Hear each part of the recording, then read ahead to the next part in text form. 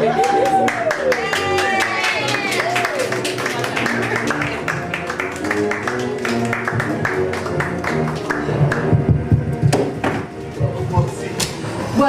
to Tales from the Strip.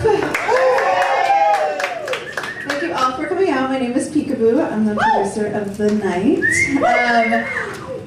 Word of warning and caution. If you are squeamish about sexual acts in exchange for money, now is your time to leave. Okay, you're all still here, so you're all friends of sex workers. That's why we're here, is to celebrate and give voices to sex workers and strippers.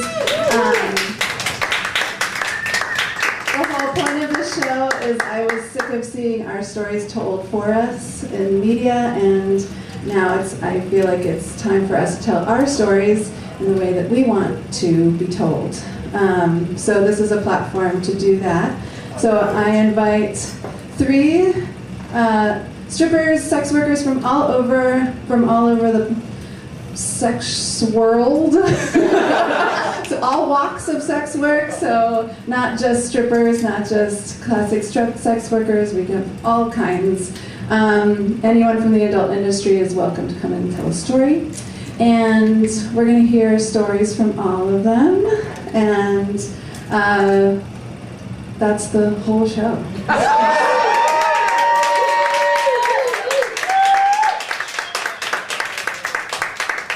The theme of this show is listen to sluts. So that's what we're going to do. Oh, and it's also a part donation to the Sex Workers Project. We're going to talk about this later too, but I just want to say Sex Workers Project is a nonprofit that provides legal defense for sex workers in New York. And it's a great organization, so part of the proceeds go to that tonight too.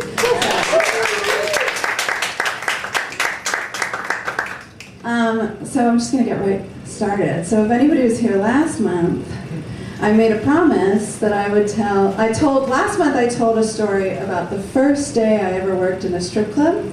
And today I made the promise that I would tell the story of the last day. Yeah.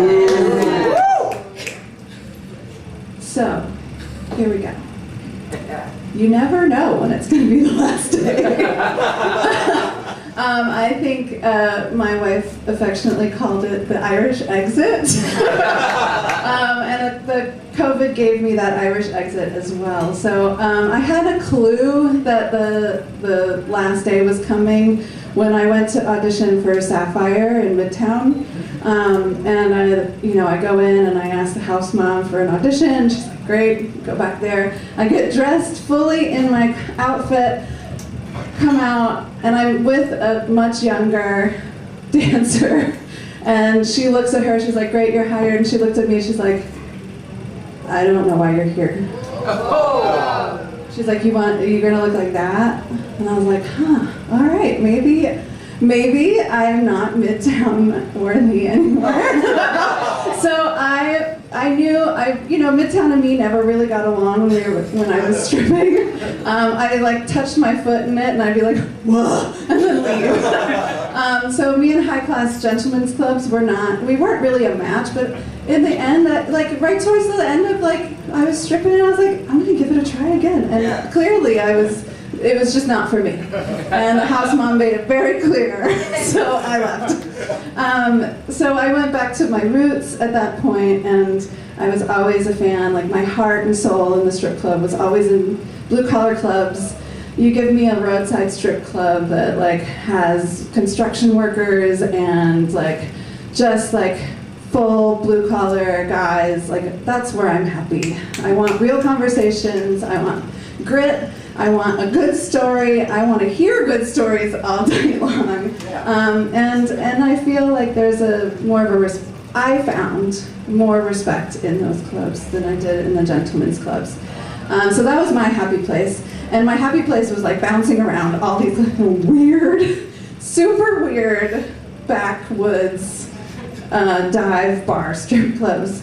And so I decided for I didn't know it was going to be my last club, but I was like, all right, after Sapphire, I was like, I'm going back to, and I scanned the internet for the entire tri-state area, anything that was within like an hour and a half drive. And I was like, okay. I already worked at the dive bar in Brooklyn for years, so I got to go outside. And I found this club in Long Island. And I got really, really excited. When I found their website, it was like from 1995, and I was like, oh yeah, we're in, I'm in. And the place was called Billy Dean's Showtime Cafe. And I don't know if anybody has anyone actually been or heard of Billy Dean's Showtime Cafe? Yes. Yes? Heard of it. Wait, because I told you about it? You told me to. Okay, but that doesn't count. Okay, so Billy Dean's Showtime Cafe is in Long Island. It's about an hour and 10 minutes from here. And they have this online application, so I fill out my online application. And I already know I've experienced from Sapphire that like I'm aging out.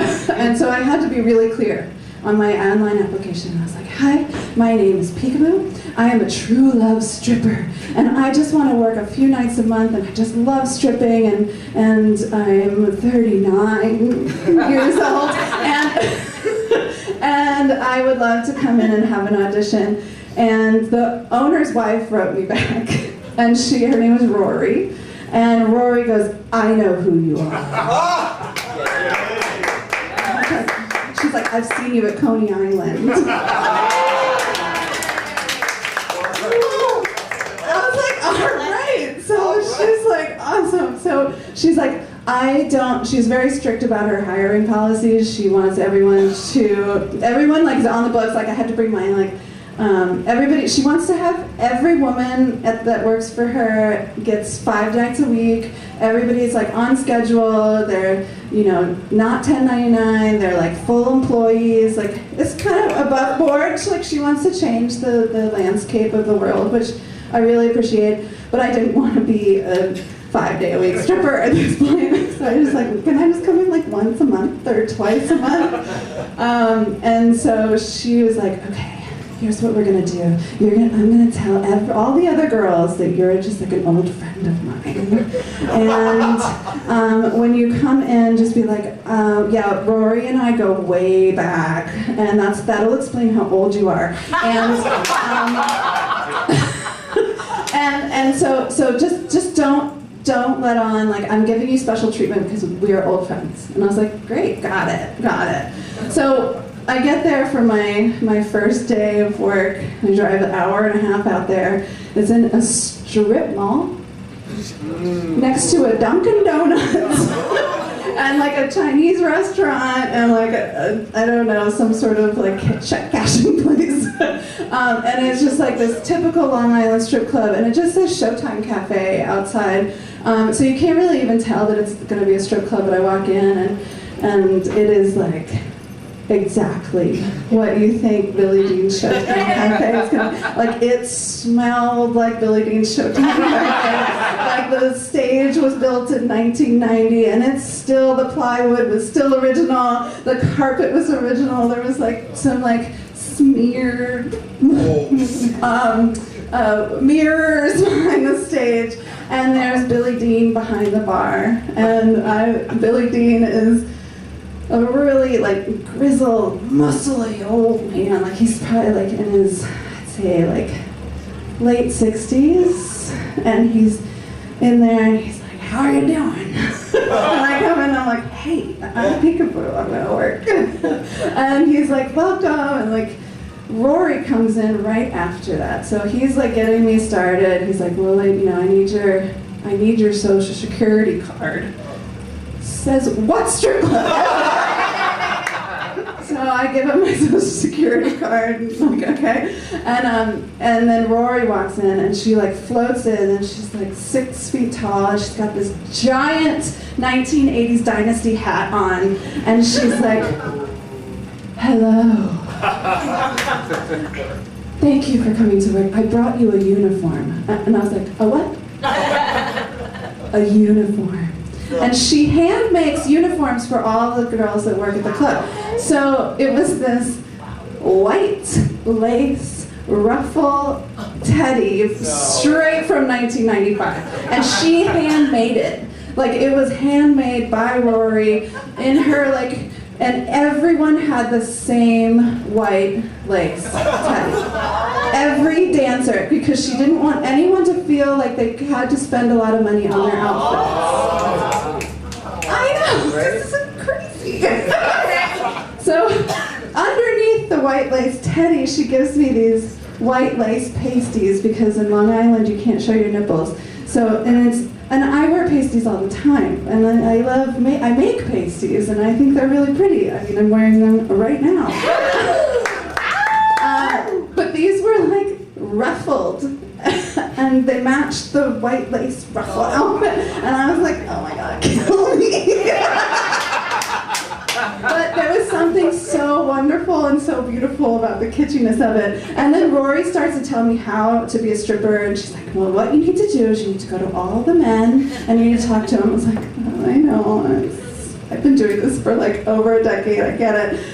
But I just let her teach me, and then, you know, I talked to Billie Dean, and after I do my shift, and it's actually really fun, and I loved it so much, and it was super, like, exactly what I love about strip clubs. It was like construction workers, and like there was a college right by, so it was just like young college boys, and like in Long Island, like they can be 18 and go here, so it was like it's like horrifyingly young men, and I'm like, I'm 35 the whole time. And nobody even questioned it. It was great. And I had so much fun working. So I worked there for probably like a couple months, maybe.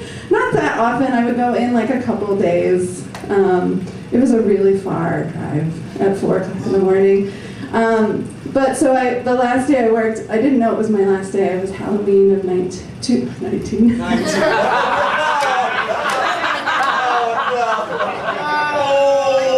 Whoopsie. It was Halloween of 2019. Okay, and it was just a really fun night, and you know, it's Halloween, and so all the like college kids are in there celebrating. We're just having a great time, and I was downstairs, like in the VIP section, was like down in the basement, and I was downstairs, and Billie Dean comes down.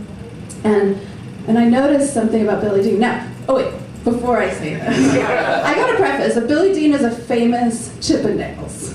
So I find out as I'm working there, like Rory was his manager, and he was a famous Chippendale, and she was like, he used to sell out stadiums and all this stuff, like he's a big deal. So I was like, he's like this famous stripper, you know, from the 80s, and I was really excited to work with like this legend of Chippendales, like how cool. So any chance I got to like, I was like, tell me about everything. And so, but one day I was downstairs in the basement, and he walks in, and there's a black light that shines right on him, and the black light made his eyeball glow in the dark, just one of them, and I was like,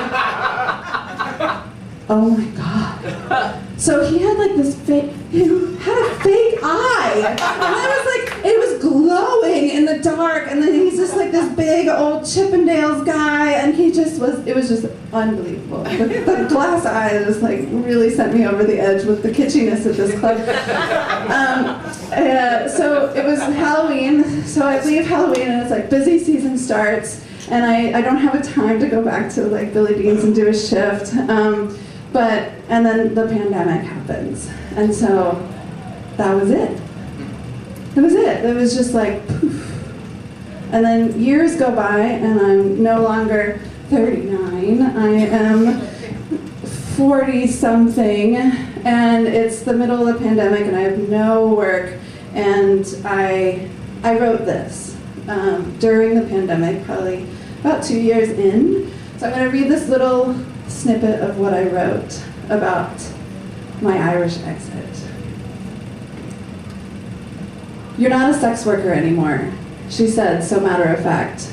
My gut dropped, time stood still, my breath stopped.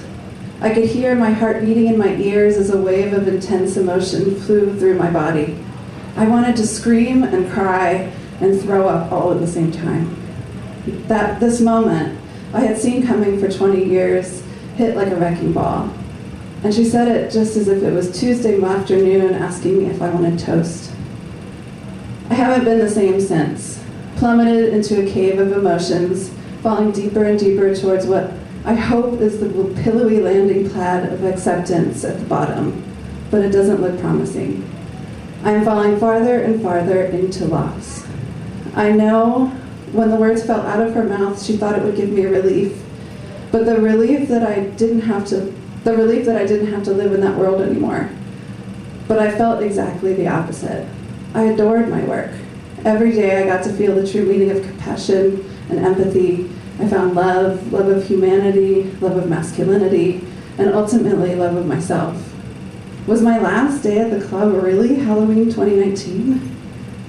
I would have worn a better outfit. I would have called my favorite clients, really blown out some extra special champagne room dances. I would have lavished in lap dances to 21-year-old college students, digging into the lie that I was only 30. I would have chatted longer with the rugged, tired, and not very handsome construction worker sitting at the bar, and encouraged him to feel safe enough to be vulnerable with me while staring at my tits, giving him a few extra minutes before going in for the sale. I would have spent my stage time basking in the glow, spreading my legs for the one guy sitting on the rail who can't make eye contact but stares directly into my pussy, hypnotized. I would have wrapped my legs around him and held his head between them for a few seconds longer. I would have stayed after my shift to chat with the owner about his life, about what he loves about it. I would have hugged all the other dancers, putting themselves through college and feeding their kids, and listened intently to their stories while they chain smoked in the kitchen between dances. I would have never quit. This was not my choice. But about a year after the pandemic, Billy Dean texted me and said, "Would you like to come back to work?"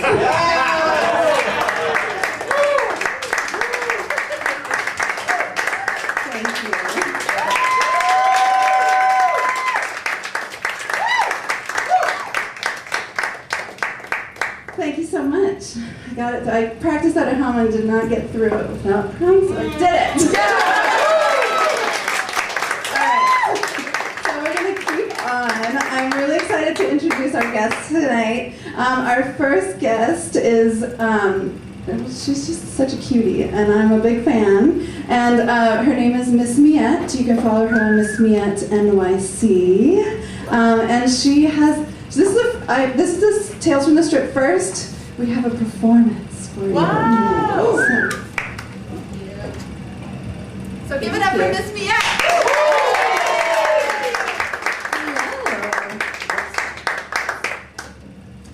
So I realized walking up here, the last time I came to the Parkside Lounge, I came to see my friend Natalie perform a poem. We'll keep it here, it's cool. And she's a poet / stripper, so how appropriate that I'm doing this now. So follow Poetry Bimbo on Instagram if you want to have some or see some really good poems about stripping and sex work. But I wrote this poem today after I performed in a peep show for the first time. And this was a peep show that was made for an anti-capitalist art show by my friend Swiss Miss, who is a graffiti artist who her whole thing is she paints like awesome pieces and then takes pictures with them completely naked, and she's just really cool and naked all the time and awesome. Dirty mag. But I came to this art show to see it, and she had made this peep show booth, which was probably about the size of 2 of these squares right here. And it's all curtained off and had a pane of glass to make 2 separate rooms. And one room had just a folding chair, and the other room had a little table with curtains and a sex swing and pink lighting, and it was beautiful. And it had a curtain that you could lift up and pull down. And I had just been there to see the show, but she knows that I love getting naked in public and especially being paid for it. So she asked me to participate, and I had just worked 8 hours of my day job and was wearing no makeup and did not have anything cute to wear. But I said, fuck it, let's do it. When am I going to get another opportunity to do this? So I put on the lip gloss I had in my bag, and I bought a little crochet dress from one of the vendors there, and it was awesome. It was this I can't say words, this transcendental, thank you, experience, and the audience felt like putty in my hands, and it was so powerful.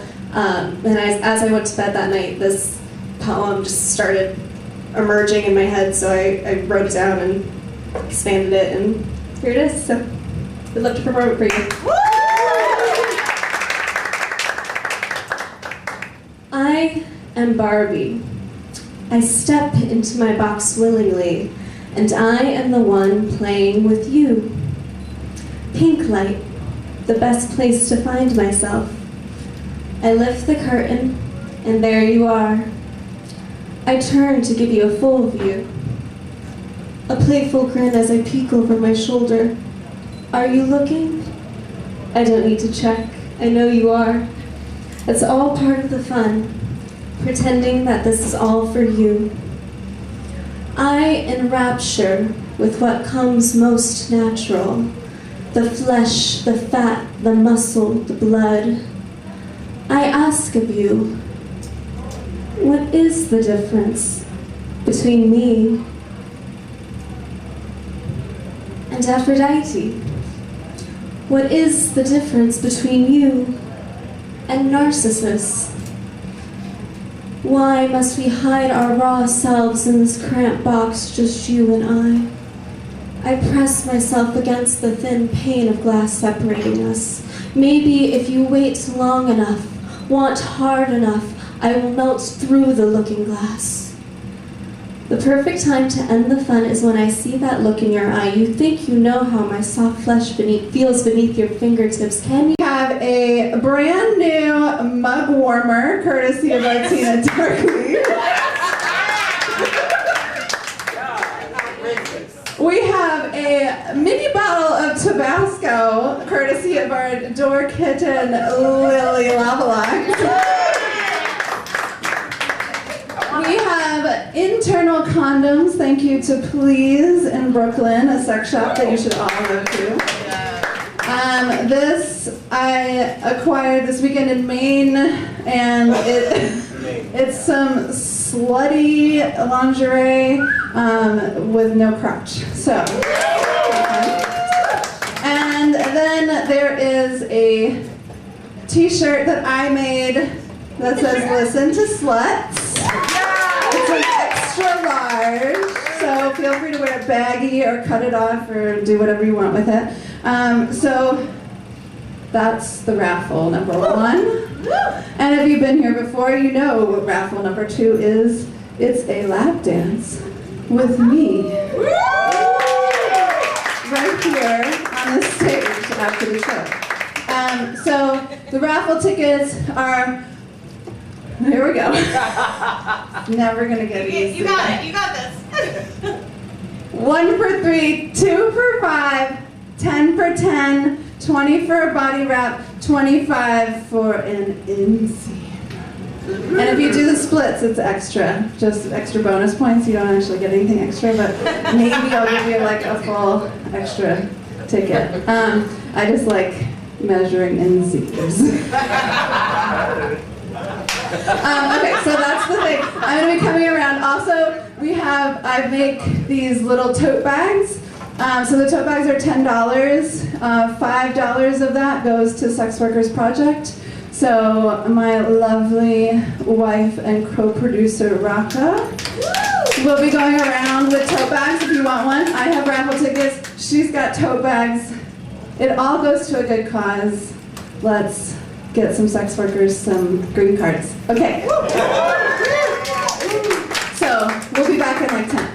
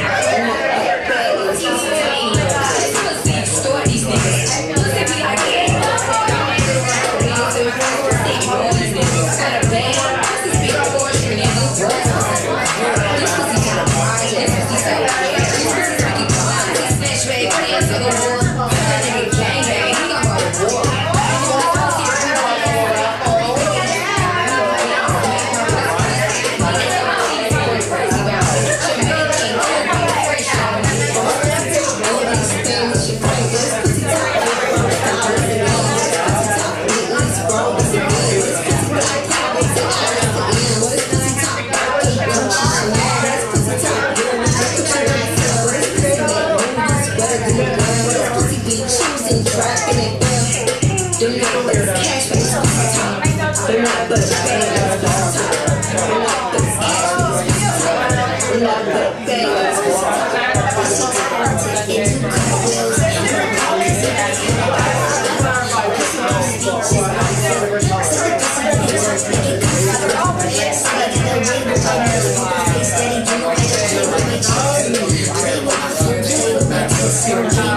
money, got it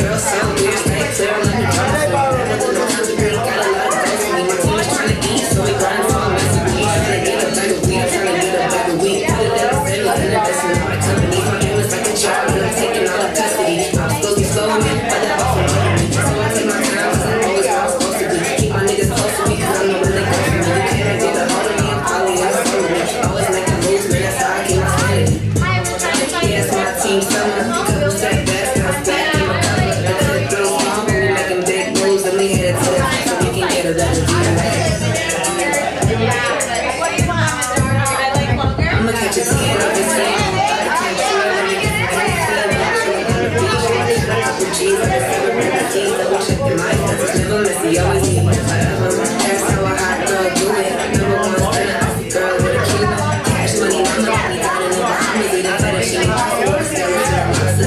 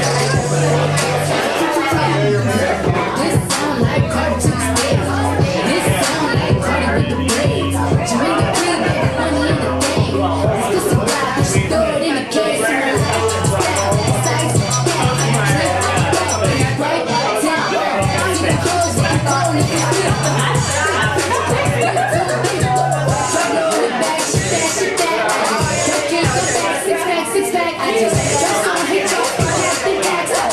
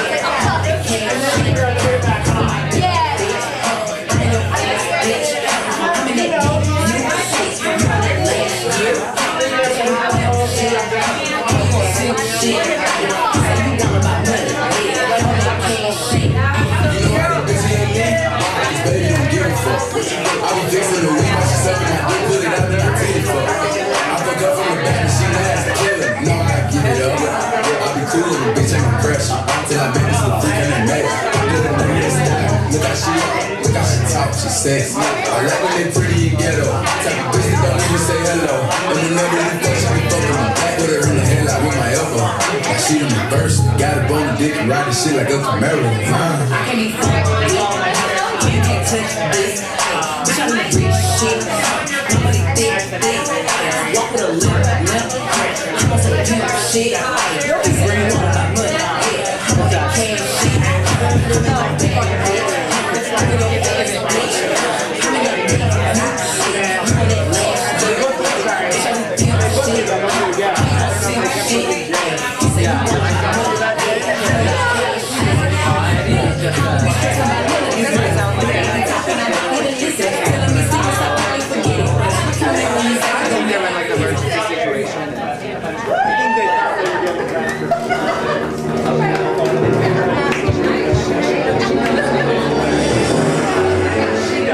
Welcome back. We are all slutted up with our slutty merch and our raffle tickets. I hope you're all very lucky. At least not, if you're not lucky here, maybe hopefully you'll be lucky later. Yes, please. All right, so we are back with the second half of our show. So this is where I don't tell any more stories, so I can just listen, and it's very exciting. So our next storyteller is Artina Darkley. She runs a production company called Darkley Productions. She is also the producer of Rhinestone Rumble, which I have to say is so much fun to watch. So you have to, when's the next one? September 21st. September 21st at Purgatory. I've been there, so I saw the first one, and it's like the competition show that burlesque always needed. So I had an absolute blast. And I can't wait to hear what she has to say. She's a sex worker advocate and overall just rad person. So here she is, Artina Darkley. What's up, everybody? So I have two stories, and I want you guys to help me choose which one. I don't know if I have time to tell both, but I couldn't decide because I just can't decide anything. So you guys are gonna help me, okay? So the first story is basically about the first night I made real money, and I was like 18 years old. I've been shipping for about 10 years. I started when I was 17. Well, no, it's 11 years now, shit. So I have a story of when I made my first night making a bag, like a real bag as a shipper, because I had no idea what I was doing. And that night was fucking insane. And then, fast forward a couple years, I have the first night I had my first very extremely religious customer. So I have two very solid, very gnarly stories. So think about it. I'll give you like 5 seconds to think, and then we'll take a vote. Okay, 5, 4, 3, 2. Joseph money. 1. It's money. Okay, who wants the first story of the first night I made like a real bag? Okay. And then who wants the story of my first extremely religious customer?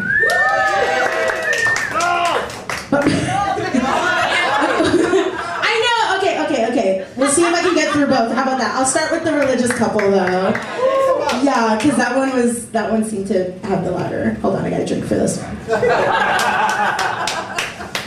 That was an intense moment for me as a stripper, because I do come from some religion in my background. And I've always been like the black sheep, because I always was like, no, like I want to like shake my ass for a living. Ever since I was like very young, I was just like, my butt can do this. I need to like make money with this thing. I just knew in my heart. And I was definitely like, you know, like me and my dad had like a rough start. He kicked me out when he found out. Like, it, you know, I wasn't very accepted at first. So having this customer was like, I was like, shit, this is crazy. And for some reason, it just kept going after that. I was getting like more religious customers, but we're not going to go there. I was like a magnet at that point. They opened a vault. I don't know. Yes, it was a couple. So it's COVID, And I decided to move during COVID all the way to Philly, because Philly, a friend of a friend was like, hey girl, they're building outdoor stages in the strip clubs. Yes, they are. You need to come out here. There are space heaters everywhere. Bitches are stripping in their puffer jackets outside and making all the stimulus check money you need to move here now. And I was like, say less. I fucking packed up what I could. I found like all the rent was cheap during COVID too, so I was just like, we are out. Oh my God, it was glorious. Glorious COVID for me, because I wasn't making no stimulus checks. I didn't have a job. I've been stripping since I was 17.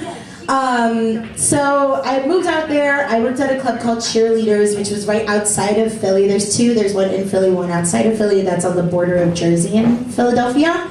And that's the one that I worked at because they hired more alternative girls. I don't know if you know this, but Manhattan fucking hates me. They hate girls like me. They don't like the face tats. They don't like that I'm alternative. They don't like my bald hair. I've been called fat. I've been called trash. I've been called all types of things trying to work in like New York strip clubs. Yeah, fuck them. But also it's like whatever. Like that's the territory. That's kind of what you sign up for, is all that rejection. So I had to go a little bit farther to make money. So I've worked in a lot of Jersey clubs because they seem to always like hire me, and then Philly and all of that. So I'm like a month in now, and everyone's coming to this strip club because there wasn't like anything open, there wasn't anything to do, and it's COVID. And it's a tiny strip club. If y'all are ever out there, it is small. We had a line every fucking night. It was fucking insane. For people to just sit outside in their jackets throwing money, like it was absurd. Like we had like a canopy covering the back. Like literally, it was insane. And this little ass like stage that was connected to the top metal part of the canopy, and yes, girls fell off of the pole. Literally fell off multiple times throughout COVID. Like it was just it was a zoo, it was a shit show, but I made so much money. It was so crazy. And one day it was just a regular day, and I'm sitting at the bar, and like I'm not making any money. I'm like, whatever. I turn around, something told me to just like do a little scan, do a quick scan, and I see, who I didn't see there before, it was this Muslim couple. And I mean like serious, like in their robes and their, hijab, like in like the whole nine. And I was like, oh cool, they make direct eye contact with me. They look like they just walked in because they're just standing there, fish out of water looking around. They just make direct eye contact with me. And I was just like, I like did like one of these because I'm like, please God, hi, like don't look at me. And they literally went like this. The second I made eye contact, the wife went like this to me, and I literally was like not me. I know she's not talking to me because I'm sitting in between two different types of strippers, and I'm like, I don't think I'm the one that they want. Like, look at me. And they're like, come here, and I'm like, fuck, okay, so I get up, I'm like, I'm not making money, so I'm just gonna go say hi. And I don't know, like, I never, like, been, like, that, I don't know, what the fuck is the word I'm looking for? I never been that close to somebody, like, that religious. Like, yeah, like, I was just very anxious, I was very nervous, I didn't want to, like, say the wrong things or make anybody uncomfortable, but I'm like, they came here, like, why am I so nervous? I'm like, they came here, they're looking for something, but I was still so scared, and obviously, like, my conscience was just, like, my, like, whole, like, family, like, the shit they drilled in me since a little girl was just in my head in that moment, just like, you're going to hell, and I'm like, I know, but, like, I need money, so, like, what am I gonna do, God? Like, shit, so, I'm talking to them, they're very, very sweet, very sweet. They're like, hi, like, how much is a dance? And I'm like, oh, it's 20 per song, and we can just keep the party going for as long as you want, but it's 20 per song. And the husband's just like, okay, where do we go? And I was like, oh, we're really doing this, okay. Whew. So I take them downstairs, we get like our first ticket, and then as we're walking, the husband stops right before we get in there, and he's like, how many songs is that ticket for? I was like, just one. He like walks back and gets like 4 more. So I'm like, okay, shit, I just made $100. So I'm like, we go in there, and we're starting to dance, and I'm dancing, I'm doing my thing, shaking my ass, shaking what my mama gave me, doing the whole thing. And, you know, the husband doesn't really want me to dance on him. I danced on him a little bit, but then the wife was like, no, come here. She was like running it, which I fucking love. I fucking love that shit. Every time I dance with a couple, I always go up to the woman first because I'm like, we partying, girl. Like, we doing this. Like, you and me, we're right here. He's just aesthetic. Like, he's just aesthetic. He's not really here. But I danced on him a little bit, and then she like grabs my like G-string, pulls me on her, so I'm like dancing on her now. And she's like whispering just shit in my ear, and she's just like, you made my husband so hard. And I'm just like, yeah. I'm so hot right now. Meanwhile, I'm like praying in my head. I'm literally like, Lord save my soul, like Jesus Christ. Freaking the fuck out. And she just stops me and like goes, have you ever seen a woman without her hijab? And I was like, no.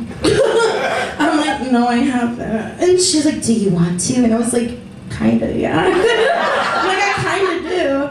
She pulls off her her dress and her hijab. She's wearing this see-through, tight, like, sweatsuit, crop top, and sweatsuit bottom that's fucking see-through. And I see her areolas, I see her, like, bush, and I'm just like, her hair, she pulls off her hijab, and her hair, literally, this is a wig, but it was basically, like, down to here. Her hair just fell down, and I'm just like, fucking curvy-ass body. I'm like, that's what's hiding under there?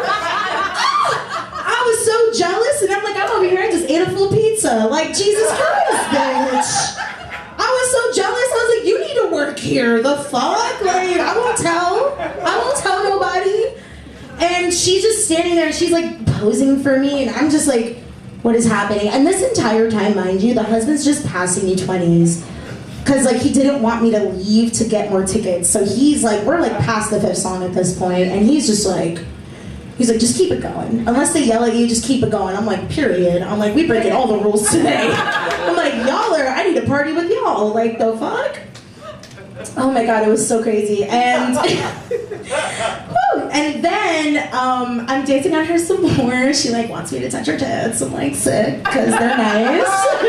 Like, I'd love to. Thanks, girl. Like those are really nice.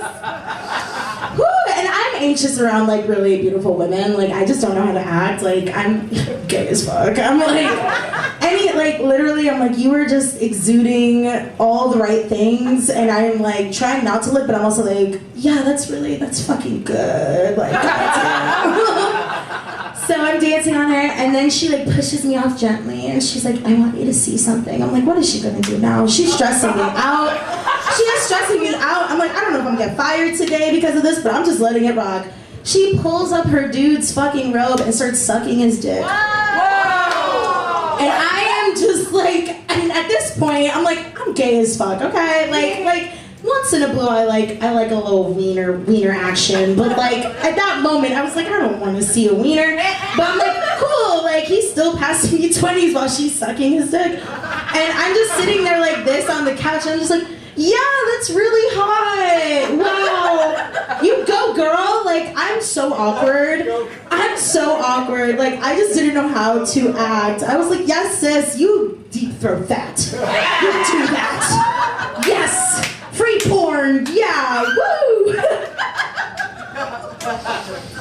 Long story short, my security guard knocks on the door, and he's like, Artina, it's over, and I'm just like, right, yep, and I obviously, like, I didn't split that money with them, because I was like, you don't know what I just did. So I was like, I'm keeping this, I worked hard for that. And yeah, that was that, and they gave me a big fat hug. She put a rose back on, and they left. That was it. They didn't stay at all. They came, they got what they wanted, and they dipped. We did some foreplay, and I was involved, and that was that. Like, I had no idea what I was walking into. It was fucking awesome, though.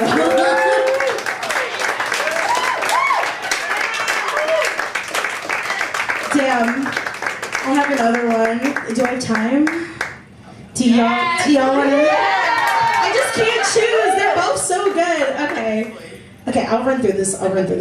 Okay, so I was still in my first year. I was working at this club in Salamanca, New York. I know that. Yeah, and they're closed now, but it used to be called Tiffany's Cabaret. It was my first strip club.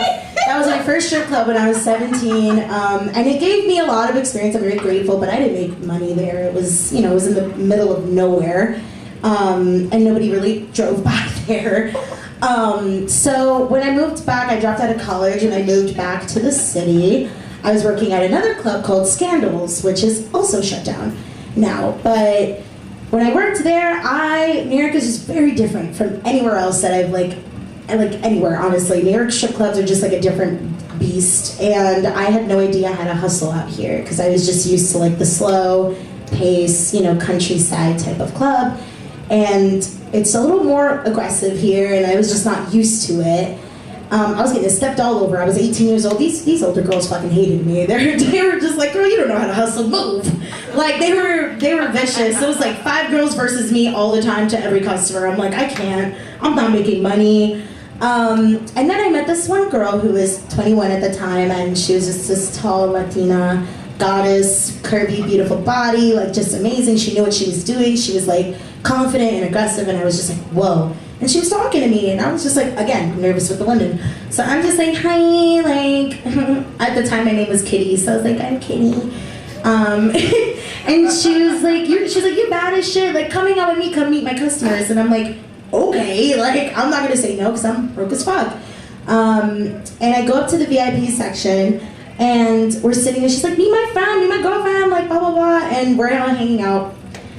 And I'm sitting next to him, and I'm like, nervous because I'm a child, and he like turns around and goes, hey, can you get me a drink? Passes me $100 bill, and I'm just like, huh? And I literally was like, are you sure? Like I was trying to give it back to him like a fucking idiot. I literally was like, are you sure? Like this isn't for me. Like I didn't do, you didn't mean that. You meant like a 20 or something, right? He was like, no, that's for you. Can you go get me a drink? And I was like, okay.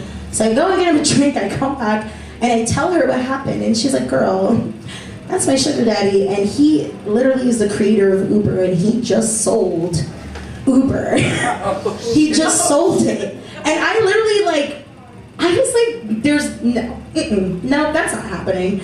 And again, he like gives me another 100. He was like, give her a little kiss, give her like a tap kiss. I was like, okay, now I just need $200 and I'm not doing nothing? Like, this is crazy. And he's also like paying her, giving her money to do silly little tasks and things like that. And I'm like, I'm so game for this. Like, what else is gonna happen? And when she told me that, I was like, oh God, like this night is gonna be fucking crazy. Already I was like, what have I walked into? And then she like grabs my hand, like at this point he's given me like 400 and we're still in Scandals, and she was like, hey, you wanna get the fuck out of here and make some real money? And I was like, well, yes, quite. I would love to. I'd love to eat one day. That'd be really great. Thank you. Because the bitch was struggling, like I did not know what I was doing. And we go back to his like condo, which is in Long Island City, like top fucking floor, and this man has like 6 fucking cars parked on the roof, a fucking helicopter parked on the roof. I'm just like, you've got to be fucking kidding me, this isn't happening. He's showing us everything, and I'm just like, huh? I'm like, people really have money like this? Like, I just never encountered someone with like just money to fucking blow like that. Like, I was like, this is crazy. So now we're in his condo, and she like had extra clothes because I guess she was already like anticipating of staying there, so she like dressed me up, and he gives me like $200 more to go put on makeup, like more makeup than I already had because I guess he liked like the bimbo look or whatever. And so we're in the bathroom, me and her, and I'm like actually having like a panic attack because I'm like, I'm scared. I'm like, I've never like, first of all, you're all strangers to me. I just met you tonight, and y'all are giving me money, and God only knows what's gonna happen. Like, I was just nervous that I was like in danger. But she was the sweetest fucking person. She was like, girl, you don't have to do anything you don't want to do. She was like, these guys are working for you. You're not fucking working for them. And I felt very like, I just breathed at that moment. And I was like, okay, like she's got me. Like, I feel like she's, like we're just making money. She just wants to make money with me tonight, and that's really fucking cool.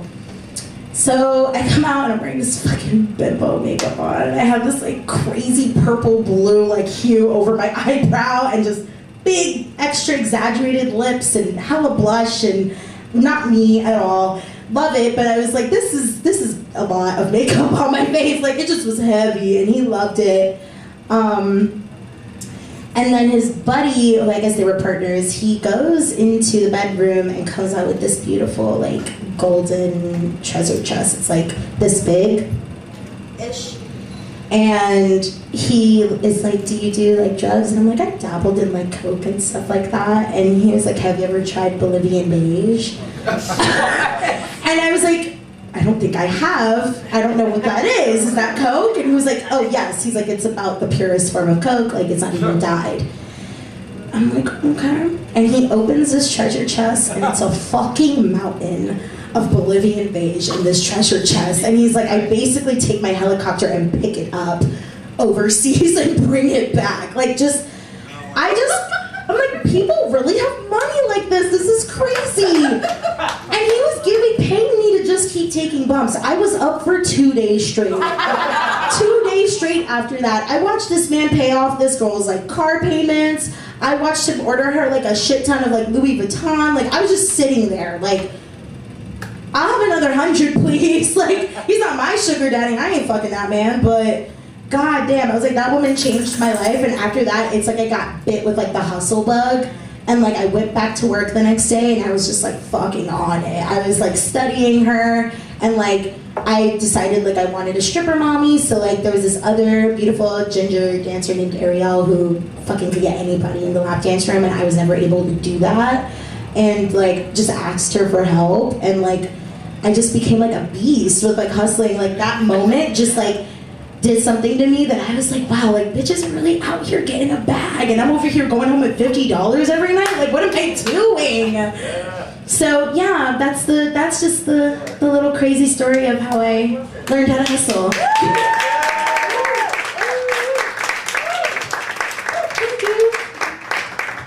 Thank you, Artina. Let's have another round for Artina.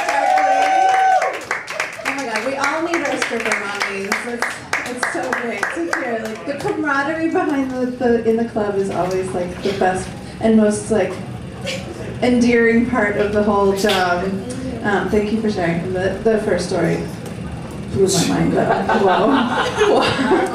Damn, that's what's under there. That's hot. All right. Okay. So our last but I'm so excited that you're here. So yes, it's been, you were like the first on my list when I started the show, so I'm super excited that you're here. So I want to introduce Miss AuroraBoobrealis. She's the producer of Boombox Burlesque. She's the executive director of BurlyCon.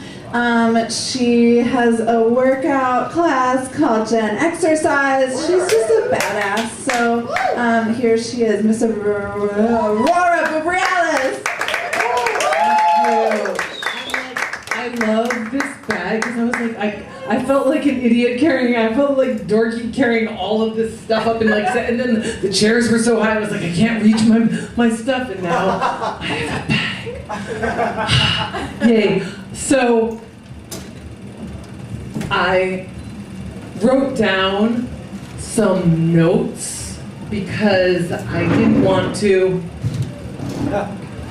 Yes, I didn't want to leave things out, and when I was like, oh, what story was I gonna tell? I was like, I couldn't even choose two. I'm gonna, in about 12 minutes or so, tell you my life in stripping. All right? I couldn't just choose a story or two. But goddamn, there's so much. So I started, let's see, let me look where I wanted to start.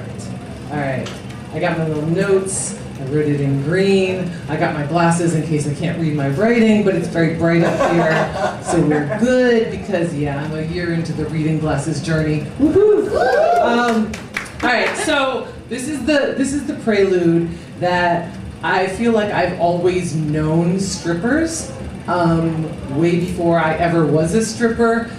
I don't know when I learned that my cousin's mom, Penny, used to strip in clubs and that's why my grandmother never liked her. I don't know, like I don't think I knew that. I just knew that Penny was really cool. But I learned as a young adult that like, oh, that's why grandma never liked Penny. And I'm like, whoa. And then as a teenager, I'm from upstate New York, outside of Saratoga. Where are you from?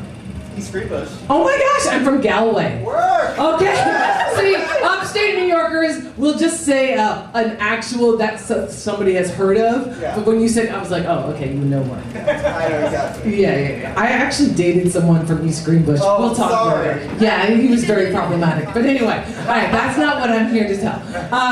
So I grew up as a teenager. I was like a punk rock kid. I was 14 in 1989, going to QE2 in Albany for Monday nights, which Monday night they had 18 and over night. So at 14, I was up.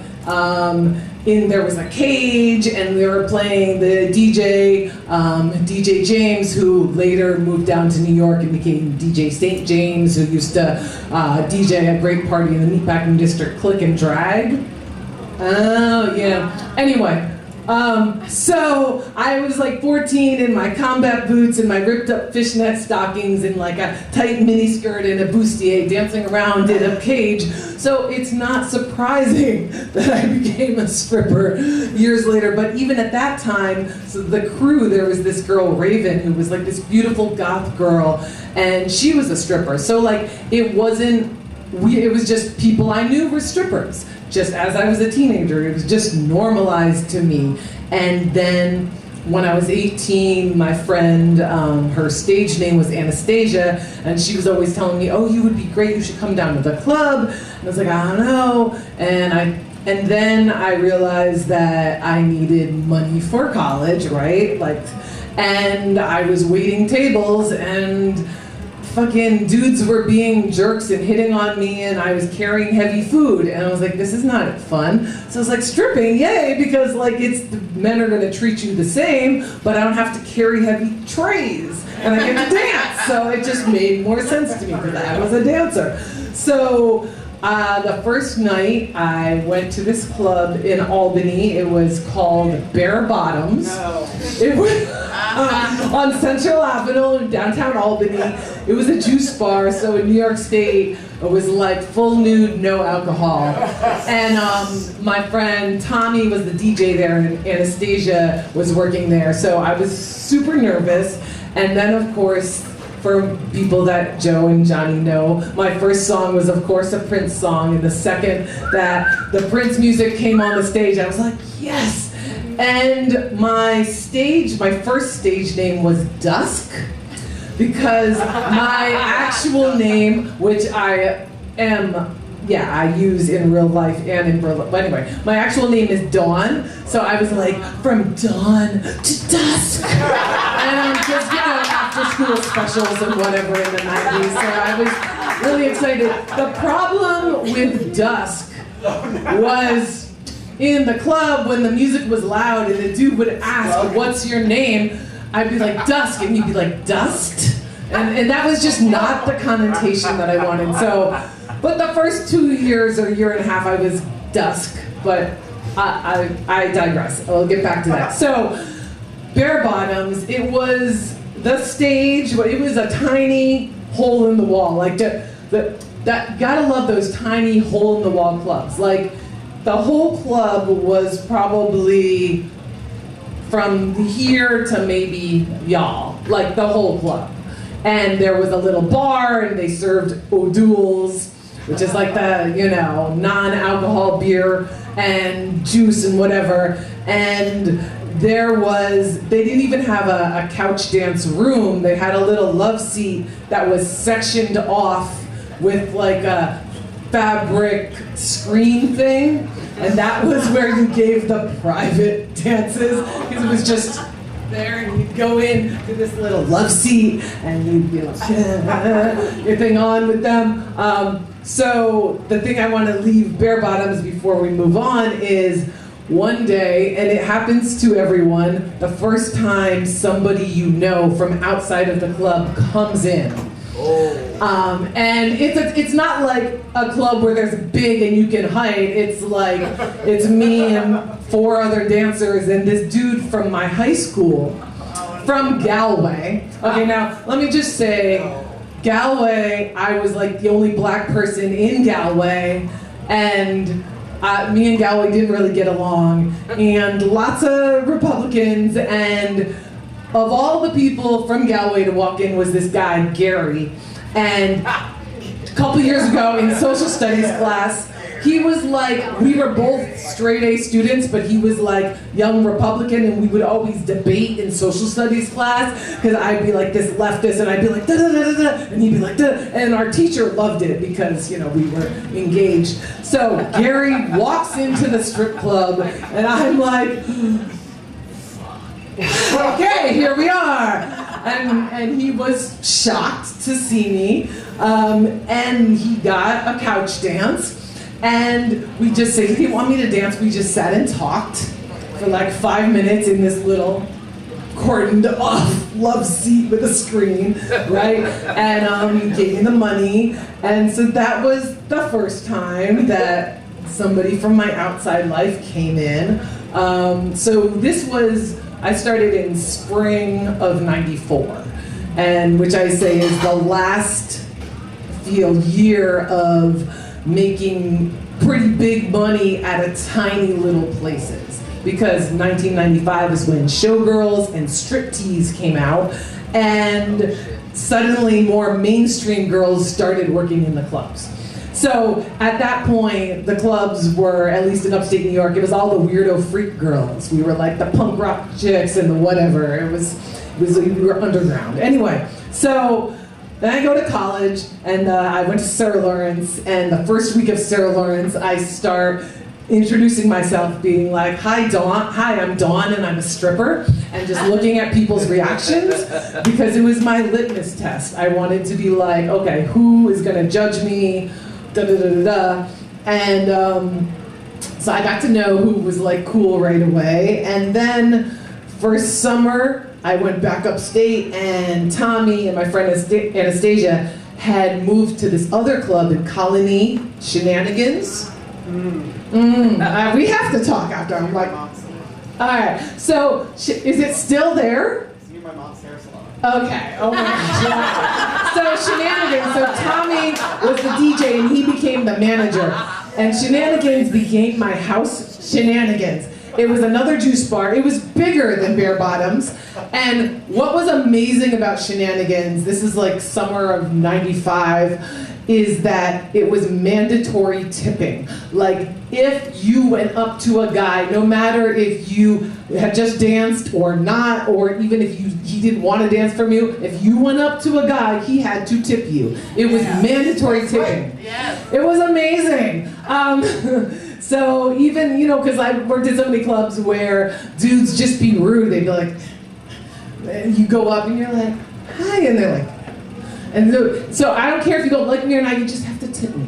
It was lovely, and there was this heyday where Tommy, he was the manager, and then my friend Anastasia worked there. Then there was this other amazing goth girl, Xavier, and foreshadowing, she was amazing on the pole, and this is obviously back before, where you only could do pole by going to the club early and practicing, and she did all the fucking shit. And she told me one time when it was slow about this thing in this desert in Nevada, and she wanted to go. So for those of you that know burlesque, she was talking about Miss Exotic World, and I heard of it from her in the strip club in like '95 or whatever, but I never, I didn't find burlesque for another decade. But it's just wild that this like foreshadowing. There was also this other woman, Ivy, and her boyfriend Jay was the DJ, and we were like, so we sort of ran the club, like we were this close-knit crew, and it became really like family. And then our friend was the bouncer, and there was just a time where that club, we all hung out together, and it just felt like we looked out for each other, and it just felt like that camaraderie was beautiful. And if there was, so there was this one time, lunch shifts. Lunch shifts, day shifts are a whole, especially at small clubs, those working class clubs or whatever, are just a whole different type of person that comes in. And it's more the solo guy that comes in for lunch, because how good are those wings? Really? Like, not that good at strip clubs outside of Portland. But Portland has good food. But anyway, so this one day, and this stripper, it's so funny, in my head I was like, oh, she was older, meaning like she was probably 30, because this is of course when I was 19 or 20, so she seemed so old to me. Some dude was being an asshole to her. I don't think he was a regular, because he obviously didn't know the mandatory tipping thing. He said something rude to her, so she left, she went into the bathroom, she came back, and she went like this in his drink. So what she put in his drink was her fucking used tampon that she pulled out in the bathroom, and then the dude got kicked out. Because the club was all about us. Only in the 5-1. And I was just in awe, like, I was like 19, like, oh my god, she's my hero. Someday I want to be that badass. So that was shenanigans, and then I went back to Sarah Lawrence for my second year, and I was in this poetry class, and there was this other girl in class who had, I think she was from Jersey, so she had worked in Jersey clubs before, so she was like, let's go after one day and go audition, because neither of us had worked around Sarah Lawrence's well, it's really in Yonkers. They like to say Bronxville, but it's really in Yonkers.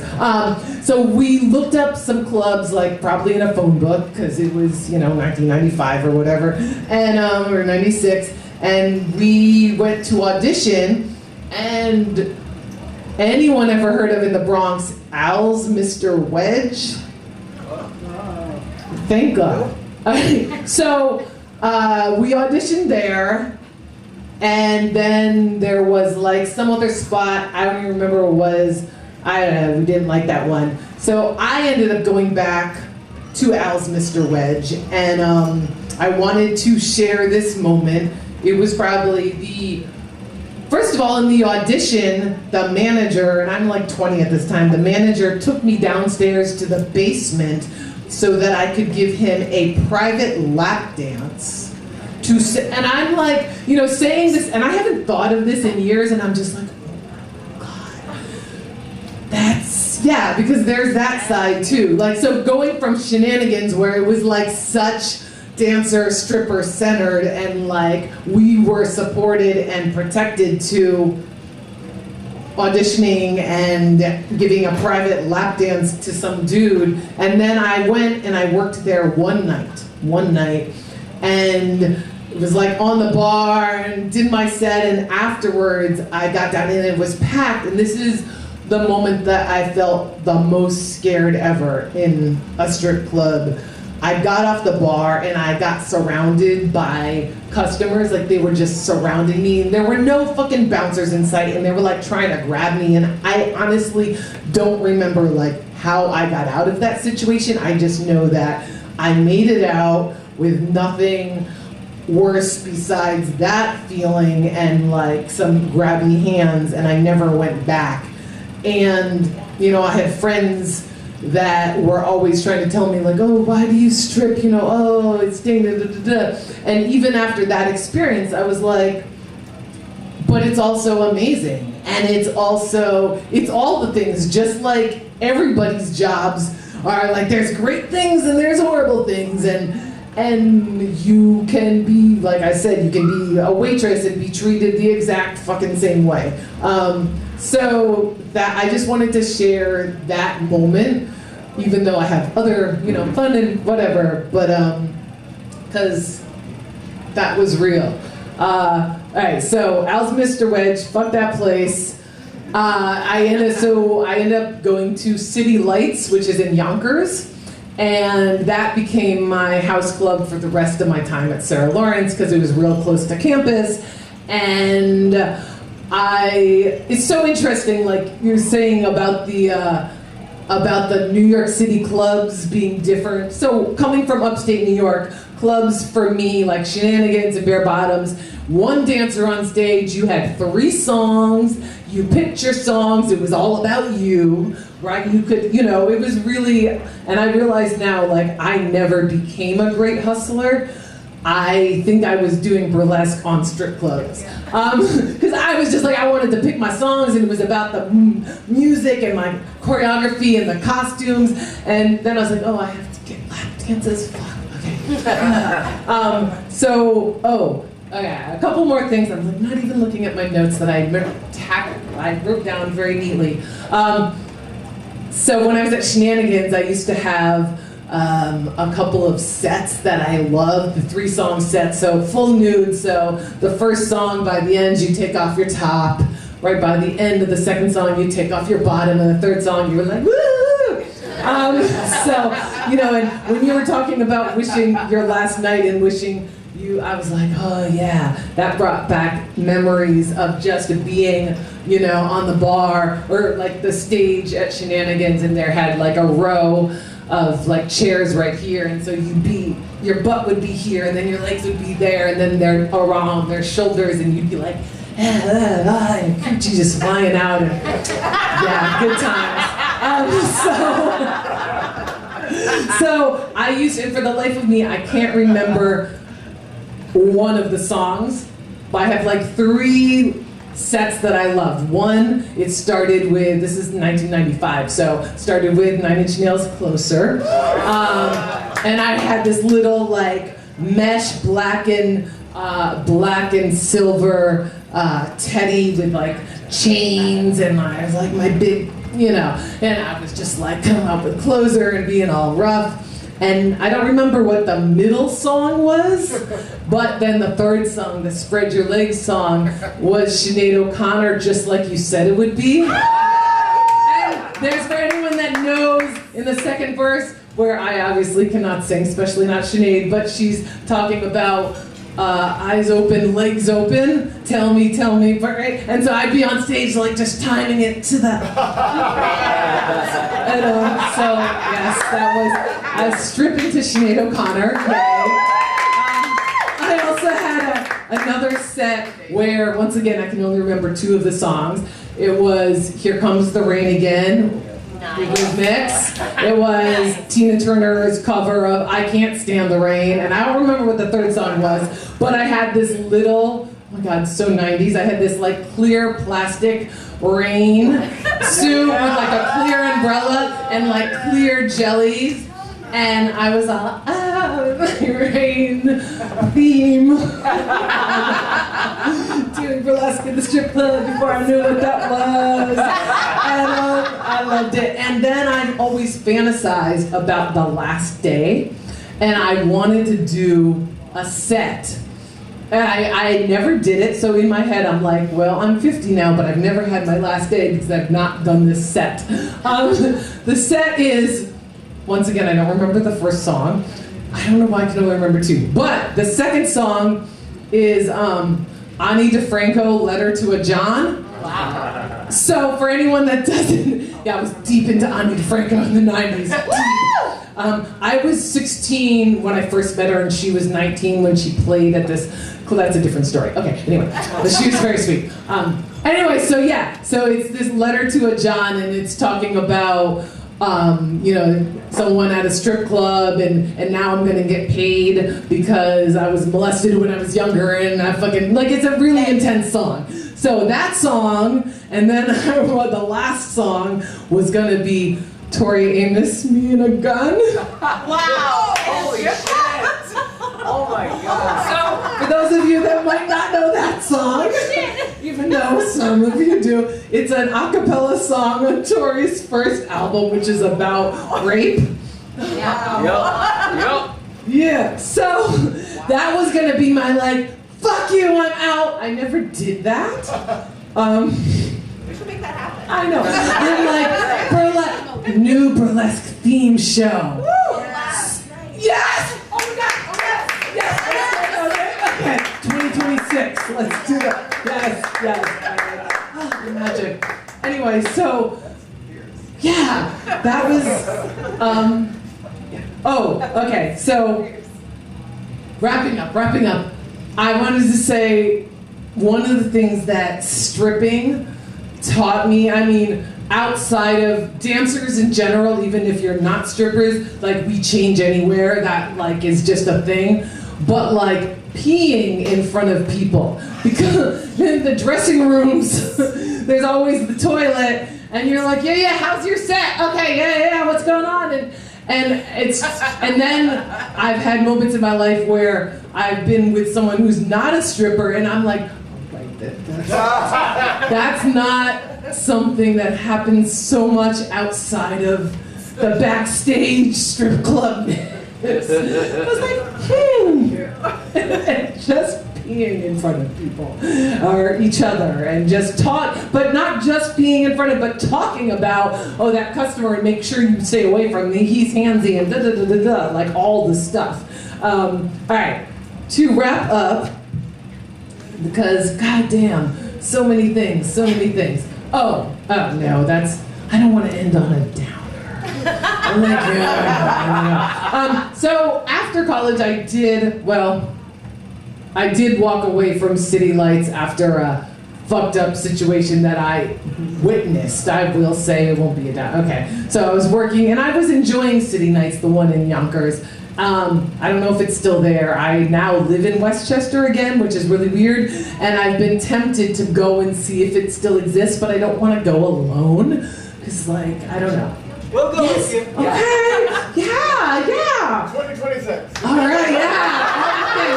So I was working there for a couple of years. It was my house club. And then one night, so this is 97 maybe, I don't know. There was at that time in and around New York City, there was a lot of dancers that were Russian that were coming in. And one night I was working with a few women that didn't really speak English, and then afterwards one of them, like I was waiting for a cab or something, I was standing outside, and I see her across the street in this parking lot, and this van comes and fucking shoves her in. And I was like, what the fuck? So I called and I reported it, and the manager of the club freaked out on me. And this is my naive, I was like, wouldn't they want to protect the strippers? And then my friends were like, maybe the manager was it. And I like started to be like, these women that kept, so that was, yeah, I never went back. But that was once again in 1997. So even if the manager, like, he was way older then, so I don't think he's still there. So I literally never went back, but I'm curious. But that's not the note I want to end on, because when after college, moving to New York City and tried a couple of clubs, right? Once again, that what we've heard of the Manhattan clubs and wanting a certain aesthetic. So I don't have tattoos, but I have brown skin. And so, and I am not stick thin, well, my boobs are big, but you know, whatever, right? So I think I tried a little bit. I think I worked a little bit at one of the big ones. I don't remember if it was Flash Dancers or Scores or I don't know. But I remember almost getting in debt to the house mom because of fees to even fucking work there, which is ridiculous. But I did find Billy's Topless downtown, which was a dive bar. And I never went there to like make money, but it was like, are you a little bit short for rent? Okay, go do a shift at Billy's Topless and have fun and make some money. And I think I also, anybody remember, it was in Midtown near Capizio's, near that singing diner, second floor, it was all black and brown dancers. Lace, was it called? Does anybody know that club? Was it called Lace? Yeah. Okay, thank you. I was like, this morning, I was like, what is it called? Yeah, I worked there for a little bit. Yeah, which was I think it was the only place that I had found that was specifically black and brown dancers in Manhattan. And I don't think it exists anymore at all. But I remember it's probably like a block from Capizio or whatever. Yeah, right? So when I stopped stripping, my friends, some of them at the time, were like, oh, you stopped, yay! Now tell me, wasn't it horrible? Like, aren't you happy that you're not doing that anymore? And I was like, no, like they wanted me to denounce that part of my life since I was done with it now, and now I had a college degree and da-da-da-da-da. And I was like, no, I loved it, and it just didn't, you know, I tried doing it in my early 30s or my late 20s again for a little bit, and it didn't feel right for me, but even then, I didn't want to say, fuck stripping. I was like, oh, I love this thing. And then in 2007, when I started doing burlesque, I was like, yay, I'm getting naked on stage again. Oh my gosh, this is amazing. That was 18 years ago, and I'm still getting naked on stage. And I just feel it taught me, stripping taught me so much as a performer, to not have a fourth wall, because as a stripper you have to make every single customer feel like they are the only one. And that skill is golden if you were on stage acting or singing or dancing or being a poet or whatever other thing outside of stripping. Like that energy is just, that was the training. Like before I went to college and got an arts degree, that was the fucking training. Yes. So anyway, thank you, and I just want to say to Peekaboo, like, I'm gonna totally out myself as like a fangirl, but like, so you were one of the first burlesque performers that I saw when I started going as a fan to see burlesque. And as soon as I saw you perform for the first time, I was like, ooh, she used to work in clubs. Like, I was like, so I don't think I talked to you for years, but I felt this bond with you, because I was like, oh, yes, someone else. So I just wanted to share that. Thank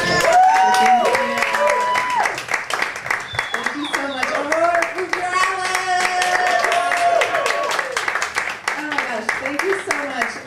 Yeah, I remember the first time we actually we met, when we connected. I remember we were in like some random bathroom, and you were like, I used to work at Billy's Topless, and I was like, no way! I always wanted to go there, and I never got a chance. So, and that's when I knew. I was like, okay, great. Another fellow stripper is great. I also want to say that the toilet thing is real. I actually, in my master's degree, I made a short film called Strippers on Toilets. And I just filmed all my friends talking to me on toilets. It was great. Okay, that's a whole nother side. Okay, so what's that? Make it a feature. Yeah. I mean, it's still on Vimeo or Vimeo. Which one? I don't know. So you can Google strippers on toilets. And it's there. All your friends are in it. Okay. So it's raffle time. Okay, so get your tickets ready, and we're gonna shake it up. Artina, you want to grab one? So I was laughing at their... I know, they have a mountain. Yeah. His inseam is he's long legs, that ballerina over there. Okay. So, the first winner of all the stuff, the big old bag of random sexy things, 933810. Woo-hoo! Come and collect your winnings. That's my t-shirt. That's my t-shirt. That is your t-shirt. You got it. All right. Woo! He was literally the last one in my train as well. Oh, hey. You can I'm going to make James give it to you. All right. Here's your... Congratulations. Okay. Good job. Now for the big winner, the lap dance. Big winner. Do you want to pick? Here it comes. Who's it gonna be? 933-874.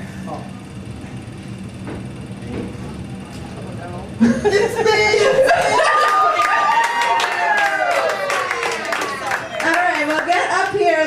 I'm gonna ask my lovely storytellers to either move to the side. You can also join in. You feel free to, participate if you enjoy such things. So I do want to say that my favorite part about stripping was always the lap dancing. So that's why I still want to keep doing this. So the lap dances are always my favorite part. So enjoy. All right, it's really for me, and you just get to enjoy it because I'm enjoying it. It's called conversion. Okay. My lovely wife on the DJ. Give me a good one.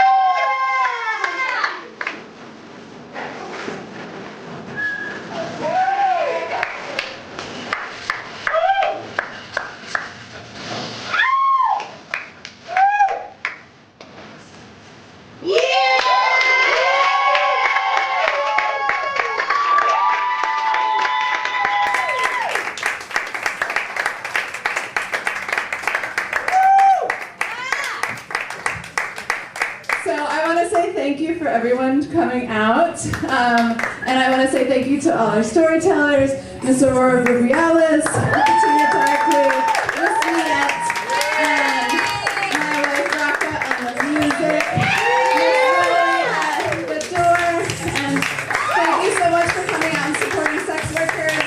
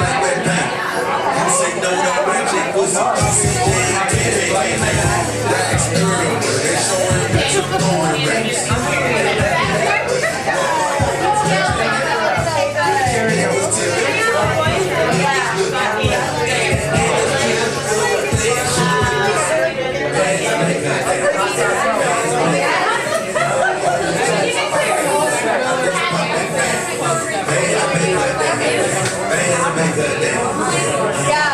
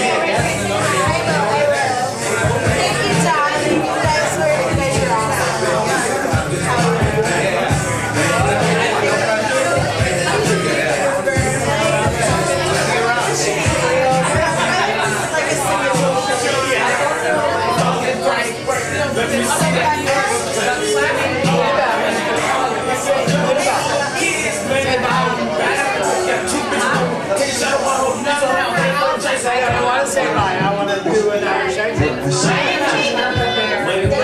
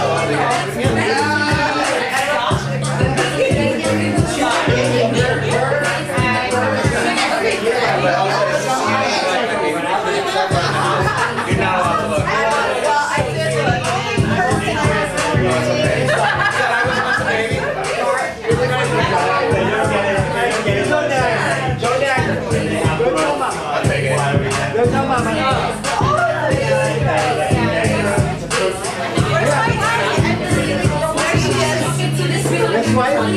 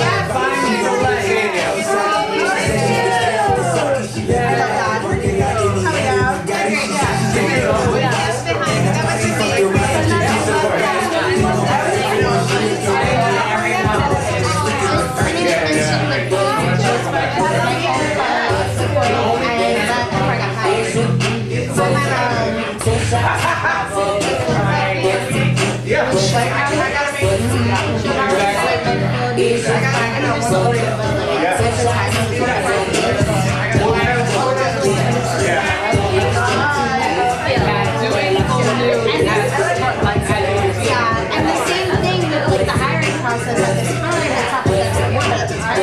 We would bring all these people on this and he would literally walk around with them.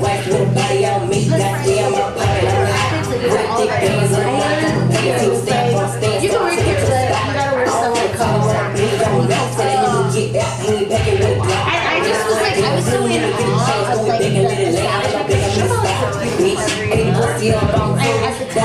my phone comes out. Like, I was so lucky. And I was like, cool. At the time, at 18, I was just like, I'll do whatever I have to do. I'll do whatever I have to do. And it was not even like, yeah, but big. 350 pounds of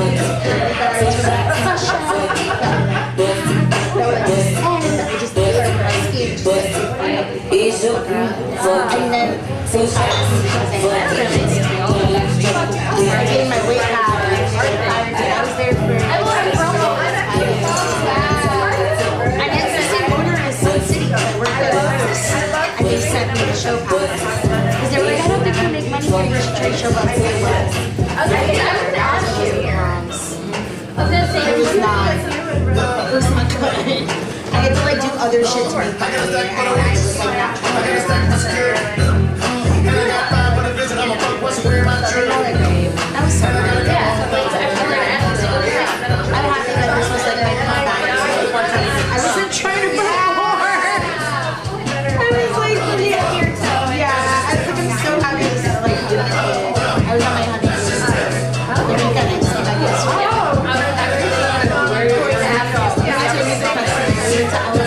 Oh, nice.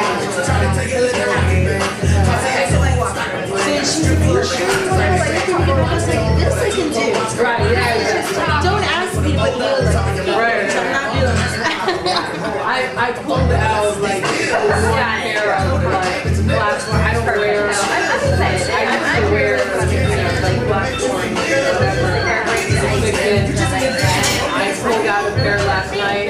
I put them on for like 5 minutes. I did it this morning. I was like, these nice sneakers. Yeah, I did it this morning. I put on like wedge, like platforms, and then I like set it. I was like, these are cute for like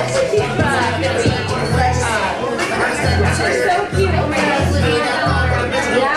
I've had these for years. I'm not professional with my fashion. They're with me. I'm really watching them. Oh wow. I'm like, it's sold. It was at the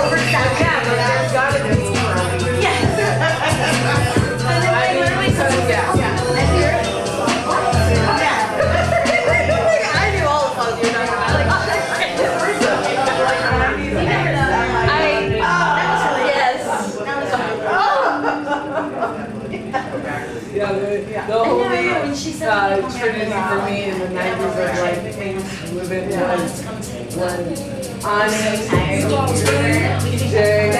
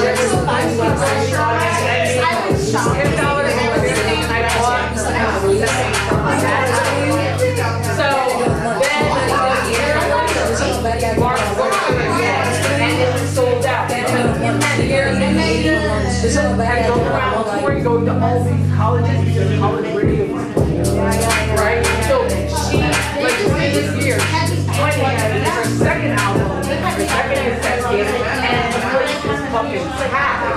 Like just to, and I remember from last year. I know. And like first year. Yeah. There was once a year.